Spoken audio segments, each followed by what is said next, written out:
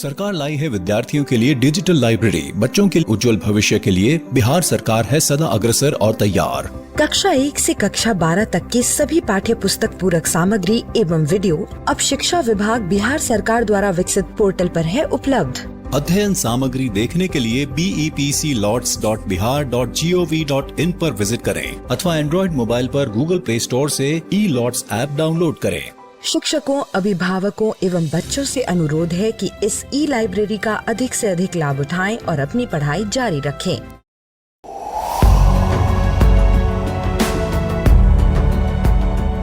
छठी से 10वीं कक्षा के विद्यार्थी ध्यान से सुने। खास आपके लिए हैं इंस्पायर अवार्ड्स मानक।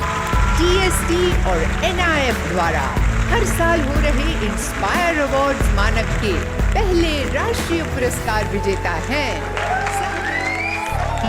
विजेता आप भी हो सकते हैं, इसलिए किसी भी क्षेत्र में साइंस और टेक्नोलॉजी पर आधारित अपने इनोवेटिव आइडियाज के साथ तैयार हो जाइए। जानते हैं ना, आप में से 1 लाख स्टूडेंट्स को 10-10 हजार रुपए मिलेंगे अपने आइडियाज को प्रोटोटाइप बनाने के लिए। उसके बाद दुनिया सराहेगी आपका हुनर जब पहुंचेगा आपका आइडिया लोगों तक प्रोडक्ट के रूप में। तो अपने ओरिजिनल इनोवेटिव आइडियाज को स्कूल में जमा करें। बेस्ट आइडियाज आगे बढ़ाए जाएंगे ऑफिशियल वेबसाइट पर, और हाँ, जल्दी आज ही जमा करें। So good luck with inspire awards मानक।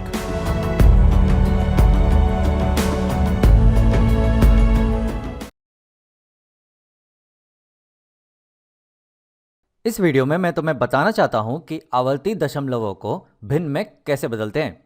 तो चलो एक आवर्ती दशमलव लेते हैं, 0.7 अपूर्णांक।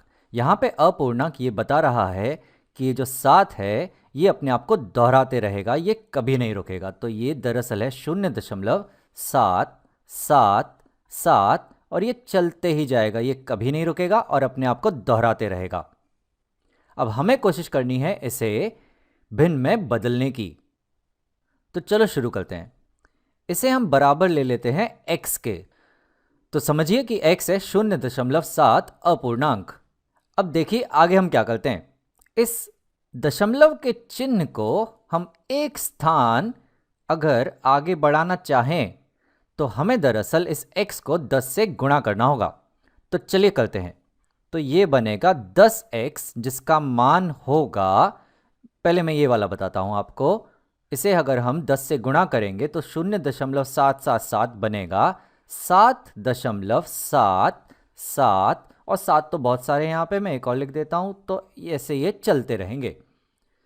अब इसे अगर मैं 10 से गुणा करूँ तो ये दरअसल जो है बना अभी यह 7.7 और ये 7 अपूर्णांक जो चलते रहेगा। तो हमें मिल गया 10x। अब जरा सोचो, अगर इस 10x में से मैं ये x को घटाऊं तो क्या होगा। तो चलो मैं यहाँ लिखता हूँ पहले।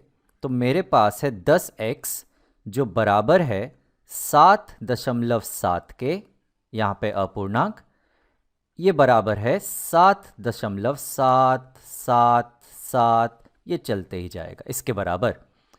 इसमें से हमें घटाना है ये, तो ये है x जो बराबर है 0.7 अपूर्णांक के, या हम कह सकते हैं कि इसमें से हमें ये घटाना है जो बराबर है 0.777, और ये चलते रहेगा।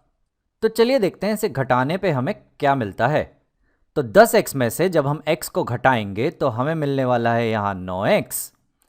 अब पहले ये वाला कर लेते हैं।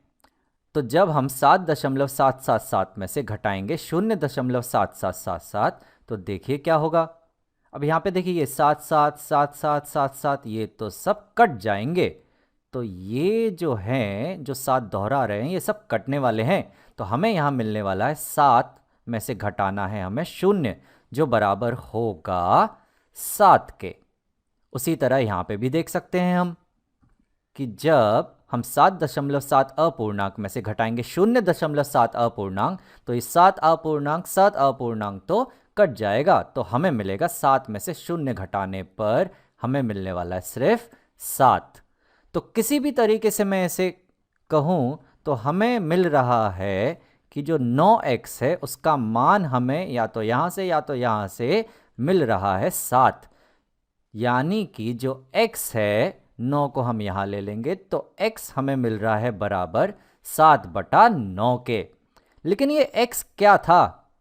ये x तो दरअसल यहाँ हमने लिया था, x बराबर था 0.7 अपूर्णांक के, जो हमें अब यहाँ मिल रहा है 7/9 के रूप में। तो ये आवर्ती दशमलव को हमने भिन्न के रूप में बदल दिया। चलो मैं एक और आपको उदाहरण देता हूँ, समझिए 1.2 अपूर्णांक। तो ये बराबर होगा 1.222, जहाँ पे ये अपने आप को दोहराते जा रहे हैं। अब इसको आप x मान लीजिए और अब इस वीडियो को पॉज कीजिए और इसे इसी प्रकार से खुद से कीजिए और फिर वापस आइए। तो चलिए यहाँ पर भी हम इस दशमलव को एक स्थान आगे बढ़ाते हैं। ये कैसे होगा? अगर हम इस x को 10 से गुणा कर दें तो हमें मिलेगा 10x बराबर, पहले हम ये करते हैं तो ये हमें मिलेगा 12.222 और ये अपने आप को दोहराते रहेंगे। या यहाँ हम कहें तो ये दरअसल है 12.2 अपूर्णांक। अब हम 10x में से इस x को घटा देंगे। तो पहले मैं यहाँ लिखता हूँ 10x बराबर है 12.2 अपूर्णांक के, और ये जो है ये बराबर है 12.222 और ये चलते जा रहा है। इसमें से हमें घटाना है x, ये वाला। तो हमें यहाँ से घटाना है 1.2 अपूर्णांक। मैं दशमलव के नीचे दशमलव लिखूंगा तो 1.2 अपूर्णांक, या फिर इसमें से हमें घटाना है ये, तो यहाँ पर है हमारे पास 1.222 और ये बढ़ते जाएगा। तो चलिए देखते हैं हमें क्या मिल रहा है। तो 10x में से x घटाने पे हमें मिलेंगे 9x, और पहले हम ये वाला करते हैं। तो यहाँ पे 2 में से घटेगा, 2 में से घटेगा, 2 में से घटेगा, तो ये तो सब कटने वाले हैं। तो हमारे पास बचेगा ये 2 में से 1 घटाने पे हमें बचने वाला है 1, और 1 में से यहाँ पे हमारे पास कुछ नहीं है घटाने के लिए, तो ये तो 1 बचेगा ही। तो ये हमें मिला 11 के बराबर। और यहाँ पे ये वाला जब हम घटाएंगे तो ये हमें बराबर मिलेगा 2 अपूर्णांक तो कट जाएगा, तो हमें मिलेगा 12 में से 1 घटाने पे हमें मिलने वाला है 11। तो इस प्रकार देखें या इस प्रकार देखें, हमें ये जो 9x है ये बराबर मिल रहा है 11 के, यानी कि x जो है वो बराबर है 11/9 के। पर x था क्या? x तो था 1.2 अपूर्णांक, जिसे हमने बदल दिया 11/9 में। तो इस तरह से हम आवर्ती दशमलवों को भिन्न में बदल सकते हैं। इस वीडियो में हम ऐसे आवर्ती दशमलवों को भिन्न में बदलेंगे जहां पे दोहराने वाली संख्या 1 से ज्यादा हो। तो चलिए शुरू करते हैं। वो आवर्ती दशमलव हम लेते हैं 0.36 अपूर्णांक, जहां पे 3-6 पूरा दोहराते रहेगा। तो ये दरअसल है 0.36 और ये दोहराता ही जाएगा, ये कभी नहीं रुकेगा। अब इसे हम बराबर ले लेते हैं x के, तो x बराबर हो गया ये। अब इसे भिन्न में बदलने के लिए मैं तुम्हें एक तरकीब बता रहा हूं, जरा ध्यान दो। ऐसी स्थिति में तुम हमेशा 2 समीकरण बनाओ। एक समीकरण में जो दशमलव हो वो दोहराने वाली संख्या के पहले हो यहाँ पे, और दूसरे समीकरण में जो दशमलव हो वो दोहराने वाली संख्या के बाद हो यहाँ पे। तो ऐसे आपको 2 समीकरण बनाने हैं। तो चलिए मैं पहला समीकरण लिखता हूं, जो कि यहाँ पे दिया ही गया है कि x जो है वो बराबर है 0.363636 के। अब अगले समीकरण में हमें दशमलव को इन दोहराने वाली संख्याओं के बाद लिखना है, यानी 2 स्थान इसे आगे बढ़ाना होगा यहां आने के लिए। तो इसे हमें गुणा करना होगा 100 से। तो हमारा जो अगला समीकरण होगा वो होगा 100x। तो मैं यहां लिख रहा हूं 100x, जो बराबर होगा 100x 2 स्थान ये आगे बढ़ जाएगा, तो ये होगा 36.363636 और ये दोहराते ही रहेंगे। तो ये बन गए दो समीकरण। अब ऐसे दो समीकरणों में से बड़े वाले समीकरण में से छोटा वाला समीकरण घटा दें। तो 100x में से आप ये समीकरण घटाएंगे तो आप यहाँ घटाएंगे x जो बराबर है 0, दशमलव के नीचे मैं दशमलव लिखूंगा और आगे है 363636, ये अपने आप को दोहराते रहेंगे। अगर तुम यहाँ पे देखो तो 100x में से जब हम एक x हटाएंगे तो यहाँ हमें मिलेगा 99x, और इस संख्या में से ये संख्या जब हम घटाएंगे तो यहाँ पे ये जो दशमलव के बाद 363636 जो दोहराते जा रहे हैं ये पूरे के पूरे गायब हो जाएंगे और हमें मिलेगा सिर्फ 36 में से घटाना है 0 जो बराबर होगा 36 के। तो हमें यहाँ मिल रहा है 99x बराबर 36 के, जिसे हम लिख सकते हैं कि जो x है वो बराबर है 36/99 के। तो जो x था हमारा 0.36 अपूर्णांक वो बदल गया भिन्न में। चलो एक और उदाहरण लेते हैं। तो मैं आगे बढ़ता हूं और अगला उदाहरण है 0.714 और यहाँ पे सिर्फ एक 4 अपूर्णांक है, सिर्फ एक 4 दोहराएगा तो ये बराबर है 0.71414 और ये दोहराते रहेगा। अब इसे हम बराबर ले लेते हैं x के। अब जैसा कि मैंने आपको बताया था आपको दो समीकरण बनाने हैं जहां पे एक बार दशमलव होगा दोहराने वाली संख्या के पहले, यानी कि यहाँ पे हमें रखना है दशमलव को, और दूसरी बार दोहराने वाली संख्या के बाद यहाँ पर रखना है हमें दशमलव को। तो ये दो समीकरण बनाने हैं हमें। अब पहला हमें दशमलव अगर यहाँ रखना है तो हमें दशमलव को एक स्थान आगे बढ़ाना होगा। तो चलिए इस समीकरण को हम 10 से गुणा कर देते हैं। तो हमें मिलेगा 10x जो बराबर होगा, तो ये होगा 7.141414 और ये दोहराते रहेगा। हमें दूसरा समीकरण बनाना है जहां हमें दशमलव को यहाँ रखना है 1 4 के बाद। तो इसके लिए तो मुझे दशमलव को 1 2 3 स्थान आगे बढ़ाना होगा। तो इसलिए इस समीकरण को हमें 1000 से गुणा करना होगा। तो चलिए x को गुणा करते हैं 1000 से। तो हमें मिलेगा 1000x जो बराबर होगा दशमलव 1 2 3 स्थान आगे बढ़ेगा। तो यहाँ पे हमारे पास आएगा 714 और आगे होगा दशमलव 141414, ये तो अपने आप को दोहराते ही जाएंगे। तो चलिए हमारे दो समीकरण तैयार हैं। अब हमें बड़े समीकरण में से छोटा समीकरण घटाना है। तो 1000x में से हम घटाएंगे 10x जो बराबर होगा 714.1414 घटाना है यहाँ से हमें 7.141414। तुम देखो कि ये कितना आसान हो चुका है। 1000x में से 10x घटाने पे हमें मिलेंगे 990x, और यहाँ पे जब हम ये घटाएंगे तो तुम देख रहे हो कि दशमलव 141414 तो यहाँ गायब होने वाला है। हमें यहाँ मिलेगा 714 में से घटाना है हमें यहाँ पे सिर्फ 7। तो 714 में से 7 घटाने पे हमें मिलने वाला है 707। तो हमें 990x बराबर मिल गया 707 के। तो हम ये भी कह सकते हैं कि x बराबर है 707/990 के, पर x तो था हमारा 0.714 अपूर्णांक। तो चलिए ये आवर्ती दशमलव भी भिन्न में बदल गया। अब एक आखिरी उदाहरण मैं तुमको देता हूं, ये तुम खुद से करना। हमारी आखिरी संख्या है 3.257 और ये जो 257 है ये है अपूर्णांक, यानी कि ये बराबर है 3.257 और ये अपने आप को दोहराते रहेगा। तो इसे हम ले लेंगे x के बराबर। अब आगे तुम इसे खुद से करो, तो वीडियो रोककर वापस आओ।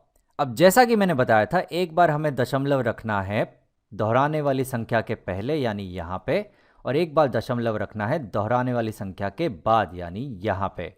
तो पहला समीकरण तो हमारा तैयारी है, ये मैं ऐसे का ऐसा ही लिख देता हूँ। तो x बराबर है 3.257 ये दोहराते जाएगा। अगले समीकरण में हमें दशमलव को इस स्थान पर रखना है, तो ये 1 2 3 स्थान आगे बढ़ेगा। उसके लिए हमें इसे 1000 से गुना करना होगा। तो चलिए कर देते हैं।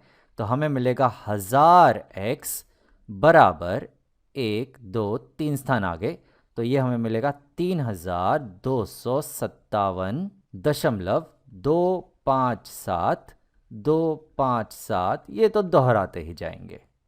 तो चलिए हमारे दो समीकरण आ गए हैं। अब बड़े समीकरण में से छोटा समीकरण घटा देते हैं।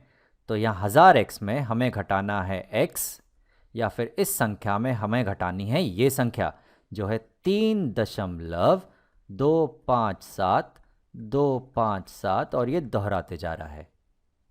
तो 1000x में से x घटाने पे हमें मिलेंगे 999x, और इस संख्या में से अगर हमें ये संख्या घटानी है तो तुम देख रहे हो कि दशमलव के बाद जो संख्या है 257 वो तो पूरी गायब होने वाली है।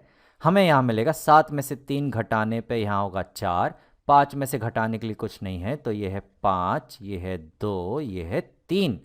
तो हमें 999x बराबर मिल रहा है 3254 के, या फिर हम कह सकते हैं कि x हमें बराबर मिला है 3254 बटा 999, पर x तो था हमारा 3.257 अपूर्णांक, तो इसे भी हमने भिन्न के रूप में बदल दिया। अगर मेरे पास एक संख्या है a जिसमें मैं जोड़ता हूं एक दूसरी संख्या जो है b, और उत्तर में मुझे मिलती है एक तीसरी संख्या समझो के c। और अगर मैं तुम्हें एक और बात बताऊं तो ये जो a और ये जो b हैं, ये दोनों की दोनों संख्याएं अपरिमेय हैं। अपरिमेय संख्याएं जिन्हें हम दो पूर्णांकों के अनुपात के रूप में नहीं लिख सकते, तो ये दोनों की दोनों हैं अपरिमेय संख्याएं। तो मेरा सवाल ये है कि ये जो उत्तर होगा C, ये क्या होगा? ये परिमेय होगा या ये अपरिमेय होगा? तो मैं चाहता हूं कि तुम थोड़ा इस वीडियो को यहाँ रोको और खुद से सोचो कि अगर दो अपरिमेय संख्याओं को लेके अगर हम जोड़ते हैं तो उत्तर में हमें परिमेय संख्या मिलती है या अपरिमेय संख्या मिलती है। तो चलो इसे अब साथ में करते हैं। तो A मुझे लेनी है एक अपरिमेय संख्या, तो समझो कि मैं ले लेता हूँ सबसे प्रसिद्ध पाई, और इसमें मैं जोड़ता हूँ एक दूसरी अपरिमेय संख्या, वो मैं लेता हूँ, समझो वो मैं लेता हूँ 1 घटा पाई।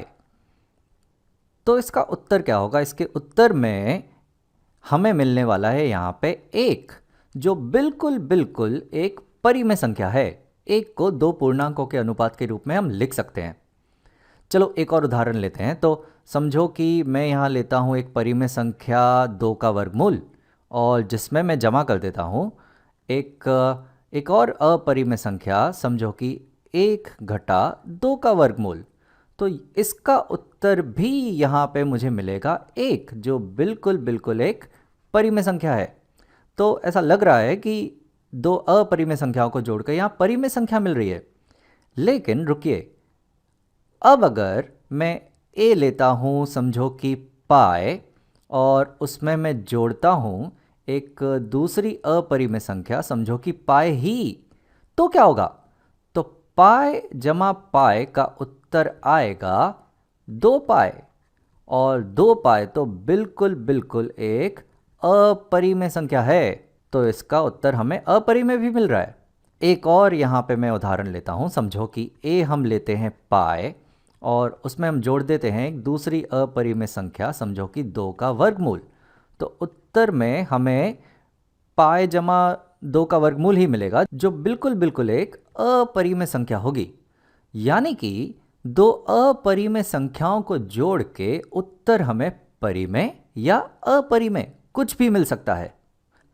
अब मुझे बड़ी उत्सुकता हो रही है कि अगर दो अपरिमेय संख्याओं को लेके अगर मैं उनका गुणा करूं तो क्या होगा। तो चलिए मैं यहाँ लिखता हूँ कि समझो कि एक संख्या है a और उसमें हम गुणा करेंगे एक दूसरी संख्या b, जिसका उत्तर हमें मिलेगा एक तीसरी संख्या c।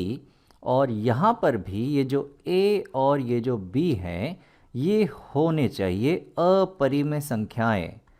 अपरिमेय संख्याएं वह संख्याएं जिन्हें दो पूर्णांकों के अनुपात के रूप में नहीं लिख सकते।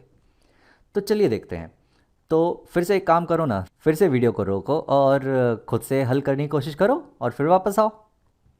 तो चलो साथ में करते हैं। तो पहली अपरिमेय संख्या अगर मैं यहाँ लेता हूँ, समझो कि मैं यहाँ लेता हूँ 1/π और इसके साथ मैं गुणा करता हूँ दूसरी अपरिमेय संख्या, समझो कि पाई। तो उत्तर में तो ये पाई और पाई कट जाएंगे और मुझे उत्तर में मिलेगा सिर्फ 1, जो बिल्कुल एक परिमेय संख्या है। और एक और उदाहरण यहाँ लेते हैं। तो समझो कि अगर मैं पहली अपरिमेय संख्या लेता हूँ 2 का वर्गमूल, जिसमें मैं गुणा करता हूँ दूसरी अपरिमेय संख्या 2 का वर्गमूल ही, तो उत्तर में 2 का वर्गमूल गुणा 2 का वर्गमूल हमें मिल जाएगा 2, जो बिल्कुल एक परिमेय संख्या है। अब ज़रा स्थिति को बदलते हैं। तो अब अगर a जो अपरिमेय संख्या है वो मैं लेता हूँ यहाँ पे, समझो कि पाई, और उसमें गुणा करता हूँ एक दूसरी अपरिमेय संख्या पाई ही, तो उत्तर में हमें मिलेगा पाई का वर्ग, जो बिल्कुल एक अपरिमेय संख्या है।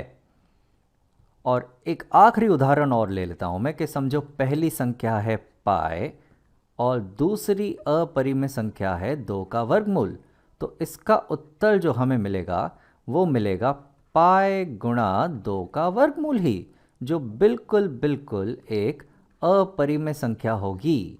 यानी कि गुणनफल करके भी हमें उत्तर में परिमेय या अपरिमेय संख्या कुछ भी मिल सकती है। वो बिल्कुल निर्भर करता है कि a और b संख्याएं कौन सी दी गई हैं।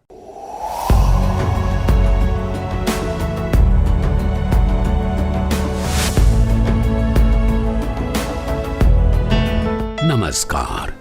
आप शिक्षकों द्वारा दी गई अच्छी शिक्षा से आज लाखों विद्यार्थी इनोवेशंस कर रहे हैं। उन सभी को इंस्पायर अवार्ड्स मानक में हिस्सा लेने प्रोत्साहित कीजिए। करना है इतना कि आपके विद्यालय के 6ठी से 10वीं कक्षा के छात्र और छात्राएं साइंस और टेक्नोलॉजी पर आधारित अपने इनोवेटिव आइडियाज आपके पास जमा करें, ताकि वो DST और NIF द्वारा आयोजित इंस्पायर अवार्ड्स मानक प्रतियोगिता में हिस्सा ले सकें।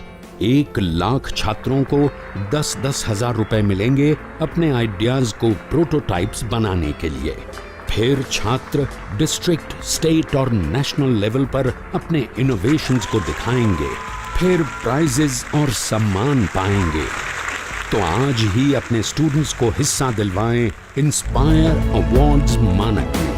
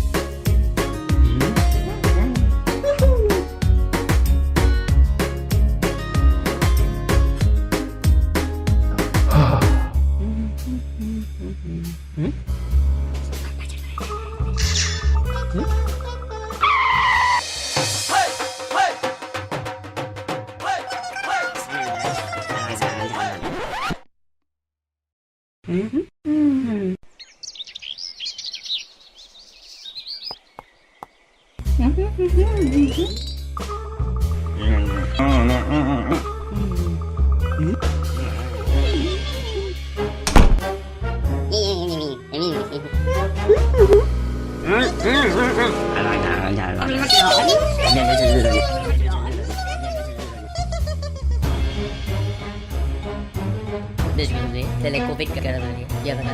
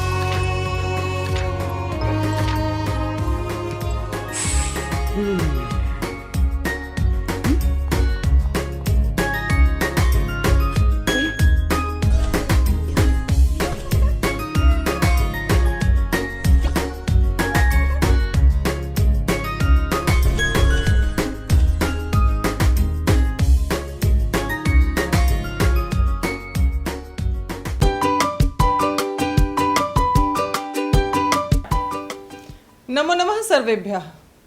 कथम् अस्ति? कुशलिनः सन्ति न? बहु शोभनं। तर्हि पुनः भवन्तः समक्षे अहं डॉक्टर पल्लवी पीयूषं पुस्तकस्य प्रथमः भागान्तर्गते नूतनः अध्यायेन सह भवन्तः समक्षे उपस्थिता अस्मि। अद्य वयम् एकः नूतनः अध्यायः अस्ति, शीर्षकः अस्ति मन्दाकिनी वर्णनम्। मंदाकिनी वर्णनम। मंदाकिनी एका नदी अस्ति, तस्याः सुंदरता अप्रतिमा वर्तते। तो वयम अद्य मंदाकिनी नद्याः वर्णनम पठिष्यामः। आज हम लोग मंदाकिनी वर्णन के अंतर्गत मंदाकिनी नदी की सुंदरता को देखेंगे, उसके विषय में जानकारी लेंगे। और यह आपके पीयूषम भाग 1 के पद्यात्मक पाठों की श्रृंखला में यह अंतिम पाठ है। पद्यात्मक पाठों में 4 पाठ थे, जिसमें 3 हमने पढ़ लिया और ये चौथे नंबर पे है। तो पद्यात्मक खंड हमारा यहीं पे समाप्त हो जाएगा। और इस पाठ का शीर्षक जैसा मंदाकिनी वर्णन, अर्थात आपको मंदाकिनी क्या थी? एक नदी थी जिसकी सुंदरता बहुत ही अद्वितीय थी। वो उसकी सुंदरता अद्वितीय थी और उसी का वर्णन इस पाठ में किया गया है। यह वाल्मीकि रामायण के अयोध्या कांड के सर्ग संख्या 95 से संकलित है। और इस पाठ में चित्रकूट के निकट बहने वाली मंदाकिनी कहाँ बहती थी? चित्रकूट पर्वत के निकट बहने वाली एक छोटी सी नदी है जिसका नाम मंदाकिनी है। और उसी का वर्णन आदिकवि वाल्मीकि ने किया है। और इस पाठ में आदिकवि वाल्मीकि की काव्य शैली तथा उनके वर्णन क्षमता अभिव्यक्त हुई है। तो चलिए, और इस मंदाकिनी वर्णन करने का उद्देश्य क्या है? मंदाकिनी का वर्णन करने का उद्देश्य क्या है?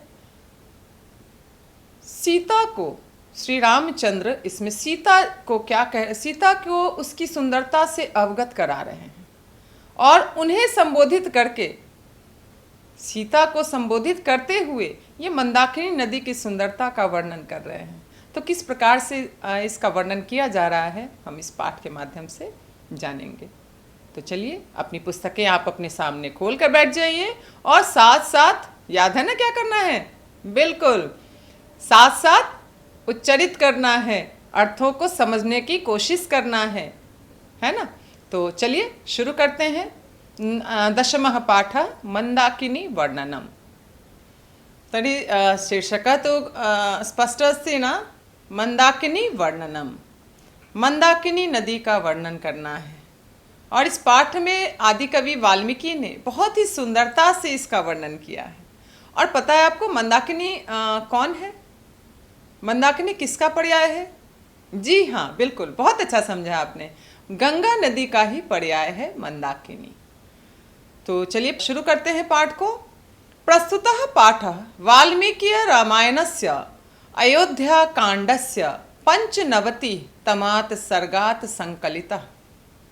प्रस्तुतः पाठः वाल्मीकि रामायणस्य अयोध्या कांडस्य 95तमात् सर्गात् संकलितः। तो यहाँ बताया जा रहा है कि यह प्रस्तुत पाठ जो है आदिकवि वाल्मीकि के द्वारा रचित रामायण के अयोध्या कांड के 95वां सर्ग से संकलित है। ठीक है, इसके आगे बढ़ते हैं फिर। वनवास प्रसंगे रामः सीतया लक्ष्मणेन च सह चित्रकूटम प्राप्नोति। और प्रसंग है वनवास का, अयोध्या कांड है, अयोध्या कांड से लिया गया है ये। और प्रसंग क्या है? वनवास। वनवास प्रसंग में श्री रामचंद्र किसके साथ वनवास को गए थे? आपको याद तो होगा ही, बिल्कुल, आपने रामायण तो देखा ही है और अभी देख भी रहे होंगे। तो वनवास प्रसंग में श्री रामचंद्र लक्ष्मण और सीता के साथ वो चित्रकूट को पहुंचते हैं। वन में भ्रमण करते हुए वो चित्रकूट को पहुंचते हैं और उसके बाद वहाँ उन्हें किन चीज़ों के दर्शन होते हैं, किस किस से उनकी मुलाकात होती है, वो सब आगे फिर पता चलेगा। तत्र स्थिताम मंदाकिनी नदीम वर्णयन सीताम संबोधयति। और यहीं पे राम ने क्या किया, मंदाकिनी नदी को देखा, उसकी सुंदरता को देखा और देखते हुए उन्होंने सीता को संबोधित किया। मंदाकिनी का वर्णन किया उन्होंने, वर्णन करते हुए सीता को संबोधित करके कहते हैं कि आगे देखिए क्या कह रहे हैं। तो राम कहते हैं कि यह मंदाकिनी नदी, इसकी सुंदरता इतनी अधिक है, जिसका वर्णन वो सीता को संबोधित करते हुए बता रहे हैं, वो कर रहे हैं। इसका वर्णन कैसे कर रहे हैं वो देखिए। इयम नदी प्राकृतिकैः उपादानैः संबलिता चित्तम हरति। यह नदी कैसी है, तो यह प्राकृतिक उपादानों से परिपूर्ण है। प्राकृतिक उपादानों से क्या तात्पर्य है यहाँ, तो प्राकृतिक इसकी सुंदरता, प्रकृति की सुंदरता किससे है, पेड़ पौधों, नदी झरनों और पर्वतों से, पशु पक्षियों से। प्रकृति इसी से तो सुशोभित हो रही है ना। तो यह नदी भी, इसके आसपास में भी ये सारे प्राकृतिक उपादान उपस्थित हैं जो मन को हर रहे हैं, मन का हरण कर रहे हैं। तो समझ सकते हैं इसकी सुंदरता कितनी अधिक होगी। और आगे फिर क्या कहा, अस्याह वर्णनम कालिदासो रघुवंश काव्ये अपि त्रयोदश सर्गे करोति। और इस नदी का वर्णन कालिदास ने कहाँ किया है, जी हाँ, उनके द्वारा लिखा गया रघुवंशम, रघुवंश के 13वें सर्ग में उन्होंने इस नदी का वर्णन किया है। तो इसकी प्राकृतिक छटा इतनी मनोरम है कि हर कवि ने इसका वर्णन कर दिया। पहले तो वाल्मीकि जी ने किया, आगे कालिदास ने भी कर दिया, और फिर इसके आगे क्या कह रहे हैं वो देखिए। अनुष्टुप छंदसी महर्षि वाल्मीकि मंदाकिनी वर्णने प्रकृते यथार्थम चित्रणम करोति। और महर्षि वाल्मीकि मंदाकिनी नदी का वर्णन अनुष्टुप छंद में इन्होंने किया है और इसके प्रकृति से जो परिपूर्ण है यह मंदाकिनी नदी, उसका यथार्थ चित्रण प्रस्तुत कर रहे हैं इन श्लोकों के माध्यम से, जो श्लोक अभी हम लोग पढ़ने वाले हैं। इसमें कुल 10 पद्यात्मक श्लोक आपको दिए गए हैं और इन्हीं श्लोकों में इस मंदाकिनी नदी की सुंदरता का पूरा वर्णन किया गया है कि किस तरह से यह शोभायमान हो रही है। तो चलिए शुरुआत करते हैं, श्लोकों की शुरुआत करते हैं और सबसे पहले श्लोक को पढ़ते हैं। और भूलना नहीं है, आपको भी पढ़ना है मेरे साथ साथ। तो चलिए पढ़ते हैं पहला श्लोक। बच्चों देख रहे हैं ना, मैंने क्या लिखा है यहाँ, दशमः पाठः। पाठः तो दशमा अस्ति ना, बहुत सम्यक, आपने याद रखा है, अच्छी बात है। दशमः पाठः शीर्षक अस्ति मंदाकिनी वर्णनम। और आज हम लोग फिर इसके बारे में पढ़ते हैं। श्लोक संख्या 1 क्या है, श्लोक संख्या 1 में साथ साथ उच्चारित करना है आपको, है ना। तो शुरू हो जाइए। विचित्र पुलिनाम रम्याम हंस सारस सेविताम कुसुमैः रूप संपन्नाम पश्य मंदाकिनीम नदीम। फिर से एक बार देख ले इसको, साथ साथ आपको भी सस्वर वाचन करना है। तो चलिए वाचन करते हैं। विचित्र पुलिनाम रम्याम हंस सारस सेविताम कुसुमैः रूप संपन्नाम पश्य मंदाकिनीम नदीम। और इसके आगे क्या होता है, अब तो आप लोग एकदम अभ्यस्त हो गए ना श्लोक पढ़ने के बाद। अन्वय, बहुत अच्छे। तो अन्वय करते हैं फिर इसका। हे सीते कुसुमैः उपसंपन्नां विचित्र पुलिनां हंस सारस सेवितां च रम्यां मंदाकिनीं नदीं पश्य। यहाँ सीता को संबोधित करते हुए बोला जा रहा है ना। कौन बोल रहे हैं? राम बोल रहे हैं। क्या बोल रहे हैं? तो अर्थ देखते हैं क्या बोल रहे हैं। राम कह रहे हैं सीता को संबोधित करते हुए कि हे सीते, सुंदर फूलों से भरपूर विचित्र तटों वाली हंस तथा सारस पक्षियों से सेवित सुंदर मंदाकिनी नदी को देखो। क्या अर्थ कहा? अर्थ में बताया जा रहा है कि यह श्री राम सीता को संबोधित करते हुए कह रहे हैं, मंदाकिनी का वर्णन कर रहे हैं। क्या वर्णन है?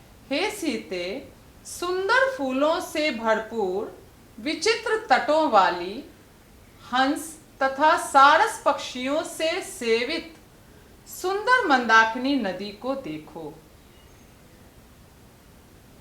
तो इस श्लोक में देखा आपने कि मंदाकिनी नदी जो है वो प्राकृतिक छटा इसकी इतनी मनोरम है कि राम ने वर्णन करते हुए सीता को संबोधित किया है और बोला कि सीते, जो ये है मंदाकिनी नदी है, यह सुंदर फूलों से युक्त है। और क्या है यहाँ? तो विचित्र तट वाली है, अर्थात जब फूलों चारों तरफ जब फूल और पेड़ पौधे रहेंगे तो वास्तविक रूप में उसकी सुंदरता बढ़ जाती है। और उसके बाद और क्या कहा? और यहाँ पे कौन कौन से पक्षी हैं? हंस हैं, जो दिखने में इतना सुंदर शांत स्वभाव के होते हैं। ये पक्षी जो पानी में अगर आप तैरते हुए देखते हैं तो कितना मनोरम दृश्य होता है ना। तो हंस है और सारस हैं। सारस जैसे पक्षियों से यह मंदाकिनी नदी का तट जो है, किनारा जो है वो सेवित है और यह इसकी सुंदरता को और बढ़ा रहा है। और राम सीता को इसे देखने को कह रहे हैं कि आप इसकी सुंदरता को देखिए। तो इसका अर्थ आपने समझ लिया। चलिए फिर आगे बढ़ते हैं श्लोक संख्या 2 की तरफ। श्लोक संख्या 2 बहुत ही ध्यान से पढ़ना है इसे, तोड़ तोड़ कर। कैसे पढ़ना है? बिल्कुल तोड़ तोड़ कर, पदच्छेद करते हुए, संधि विच्छेद करते हुए। तो पढ़ते हैं, नाना विधैस्तिरुहैः वृत्तां पुष्प फल द्रुमैः राजन्तीं राजराजस्य नलिनीम् इव सर्वतः। फिर से एक बार देखें, नाना विधैस्ततिरुहैर्वृत्तां पुष्प फल द्रुमैः राजन्तीं राजराजस्य नलिनीम् इव सर्वतः। कितना सुंदर वर्णन किया है ना मंदाकिनी का। बहुत ही सुंदर वर्णन है ये। अन्वय से आप थोड़े अर्थ को जान पाएंगे। तो अन्वय देखते हैं।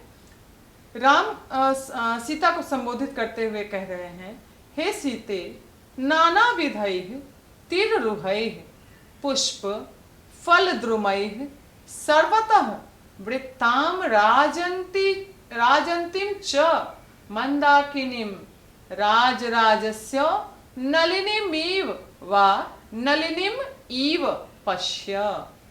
क्या अन्वय किया? एक बार फिर देखें। हे सीते, नाना विधैः तिरुहैः पुष्प फल द्रुमैः सर्वतः वृत्तां राजन्तीं च मंदाकिनीं राजराजस्य नलिनीमिव वा नलिनीम इव पश्य।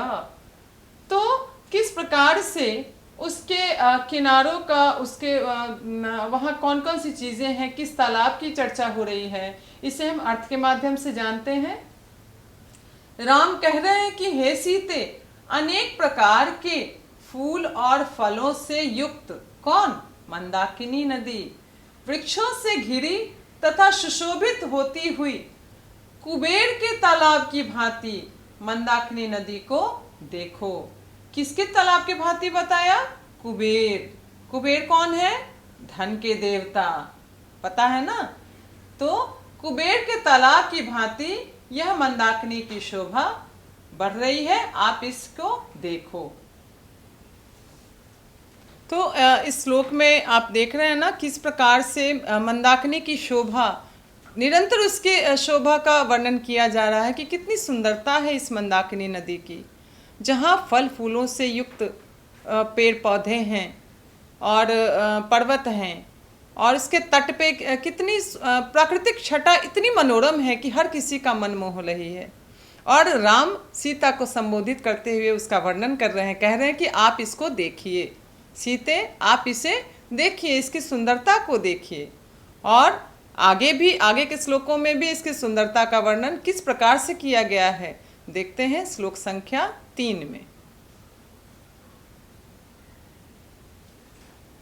और बच्चों इस श्लोक में किस सुंदरता का वर्णन किया जा रहा है, आगे देखिए, साथ साथ पढ़ना है आपको, ठीक है। तो चलिए शुरू करते हैं। मृगयुत निपितानि कलुषां भांसी सांप्रतम तीर्थानि रमणीयानि रतिम संजनयन्ति में। कितना सुंदर वर्णन हुआ है ना, एक बार फिर से पढ़ लेते हैं इसे। मृगयुत निपितानि कलुषां भांसी सांप्रतम तीर्थानि रमणीयानि रतिम संजनयन्ति में। देखिए किस तरह से तीर्थ रमणीय दिख रहा है, इसका अन्वय हम लोग करते हैं, फिर आप थोड़े अर्थ को जान पाएंगे। अन्वय है, हे सीते सांप्रतम मृगयुत निपितानि कलुषांभांसि रमणीयानि तीर्थानि मे रतिम संजनयन्ति। एक बार फिर अन्वय कर लेते हैं। हे सीते सांप्रतम मृगयुत निपितानि कलुषांभांसि रमणीयानि तीर्थानि मे रतिम संजनयन्ति। और यहाँ किसी पशु के द्वारा किस प्रकार से जल को गंदा कर दिया जाता है, इसकी भी चर्चा हो रही है। तो अर्थ को पढ़ते हैं, फिर जान पाएंगे। अर्थ है, संबोधित कौन कर रहे हैं, राम। किसे संबोधित कर रहे हैं, ध्यान में है ना, हाँ सीता को।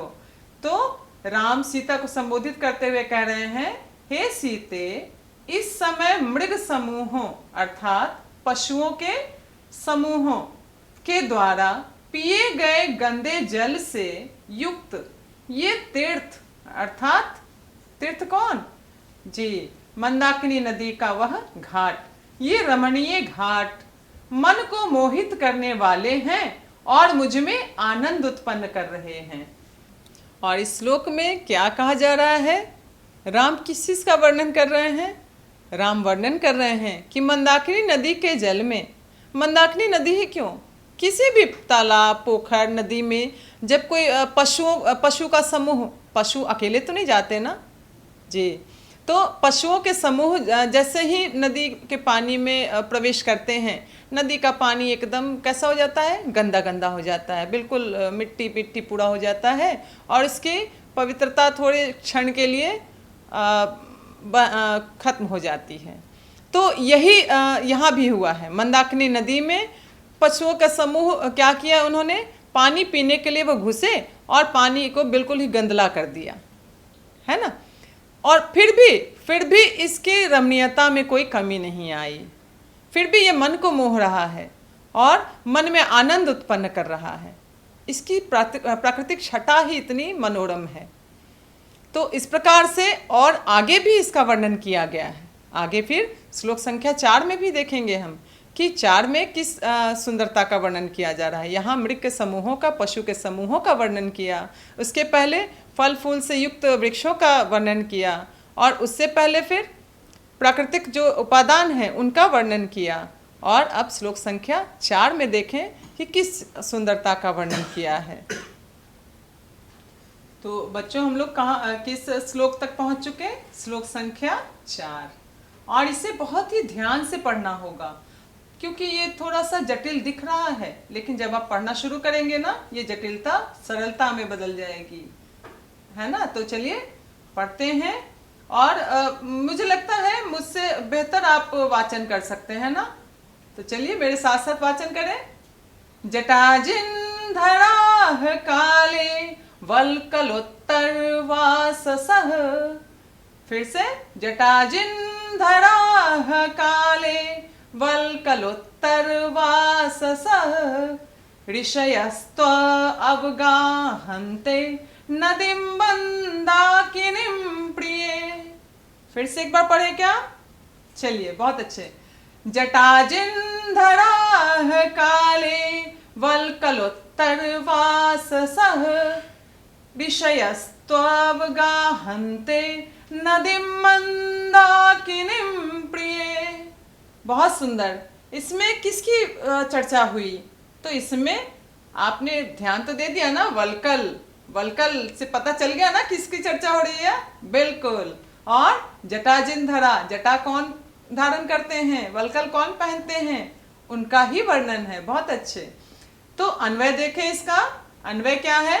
हे प्रिय, काले जटाजिन्धराः वल्कलोत्तरवाससः।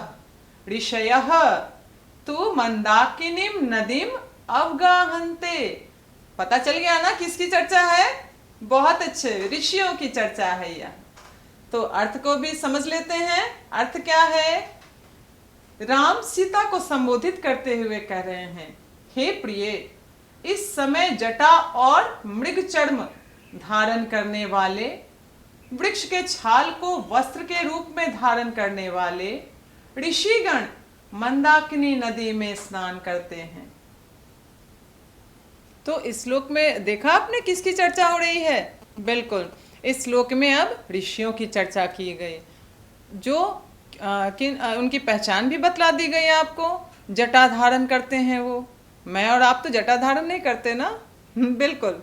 तो ऋषि जटाधारी वो होते हैं, जटा धारण करने वाले होते हैं। मृग चर्म धारण करते हैं। उसके बाद वृक्ष के छाल को भी वो वस्त्र के रूप में प्रयोग करते हैं। और वे सभी कहाँ स्नान कर रहे हैं? पवित्र मंदाकिनी नदी में। मंदाकिनी किसका पर्याय है? गंगा का। बहुत अच्छे।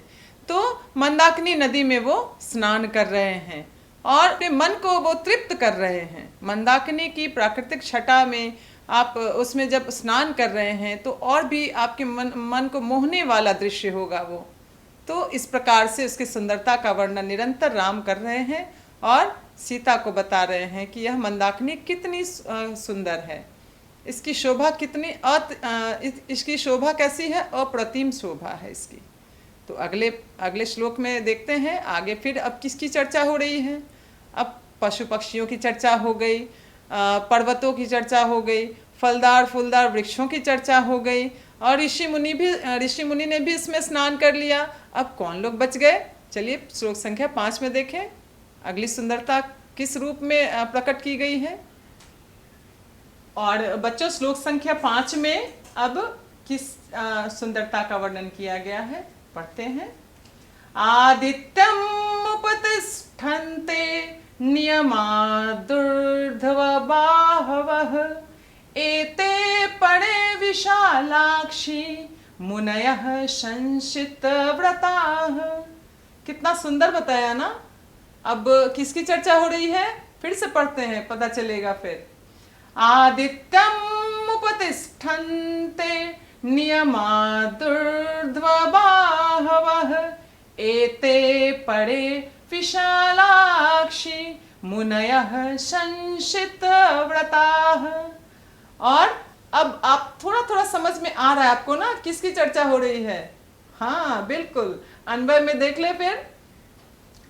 हे विशालाक्षी, एते परे संशितव्रताः मुनयः ऊर्ध्वबाहवः नियमात आदित्यम उपतिष्ठन्ते। तो अब किसकी चर्चा हो रही है? पता चल गया ना। बिल्कुल, मुनियों की चर्चा हो रही है। और हिंदी अर्थ में पूरा स्पष्ट हो जाएगा। हिंदी अर्थ देख ले। राम कह रहे हैं सीता को कि हे विशाल नेत्रों वाली। सीता कैसी थी? बड़ी बड़ी आंखों वाली। तो उन्हें संबोधित करते हुए कह रहे हैं कि हे विशाल नेत्रों वाली सीते, ये उत्तम और कठोर व्रत का पालन करने वाले कौन? दूसरे मुनि लोग अपनी भुजाओं को ऊपर उठाकर नियम पूर्वक भगवान सूर्य की पूजा कैसे करते हैं? तो उन्हें जलार्पण करते हैं और नमस्कार करते हैं, अर्थात उनकी उपासना कर रहे हैं। तो इस प्रकार से उन्होंने इसमें मुनियों की भी चर्चा कर दी। तो इस श्लोक में किसकी चर्चा हो रही है, आपने समझ लिया? बिल्कुल, मुनियों की चर्चा हो रही है। मुनि किस प्रकार से वो कठोर तप करते हैं। हम और आप नहीं कर सकते वैसे तप। हम लोग तो भौतिक सुखों के आदी हो गए हैं ना, थोड़ा सा कष्ट हुआ नहीं कि एकदम हम लोग बौखला जाते हैं। लेकिन मुनि बहुत ही संयमी होते हैं, वो कठोर व्रत को धारण करने वाले होते हैं। और वो किस प्रकार से सूर्यदेव की उपासना कर रहे हैं? नियम पूर्वक हाथों को ऊपर उठाकर और जलार्पण कर रहे हैं और क्या कर रहे हैं? उन्हें नमस्कार कर रहे हैं। और इस प्रकार से वो सूर्यदेव की उपासना कर रहे हैं, उनकी पूजा कर रहे हैं।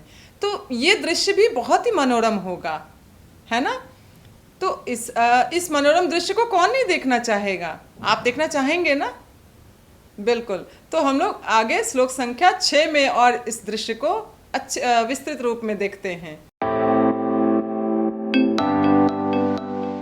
नए आइडियाज और इनोवेशन को आगे बढ़ाने का दुनिया का सबसे बड़ा मंच है इंस्पायर अवार्ड्स मानक, जहां कक्षा 6 से 10 तक के छात्र साइंस और टेक्नोलॉजी से संबंधित अपने आइडियाज और इनोवेशन को देश दुनिया तक पहुंचाने का मौका पा सकते हैं।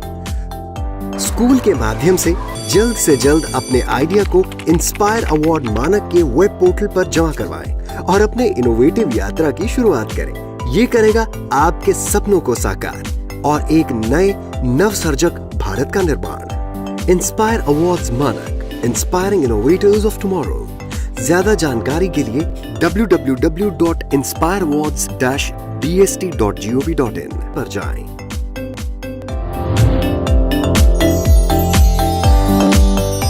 सरकार लाई है विद्यार्थियों के लिए डिजिटल लाइब्रेरी। बच्चों के उज्जवल भविष्य के लिए बिहार सरकार है सदा अग्रसर और तैयार। कक्षा 1 से कक्षा 12 तक के सभी पाठ्य पुस्तक पूरक सामग्री एवं वीडियो अब शिक्षा विभाग बिहार सरकार द्वारा विकसित पोर्टल पर है उपलब्ध। अध्ययन सामग्री देखने के लिए BEPCLots.bihar.gov.in पर विजिट करें अथवा एंड्रॉइड मोबाइल पर गूगल प्ले स्टोर से E-Lots ऐप डाउनलोड करें। शिक्षकों, अभिभावकों एवं बच्चों से अनुरोध है कि इस ई लाइब्रेरी का अधिक से अधिक लाभ उठाएं और अपनी पढ़ाई जारी रखें।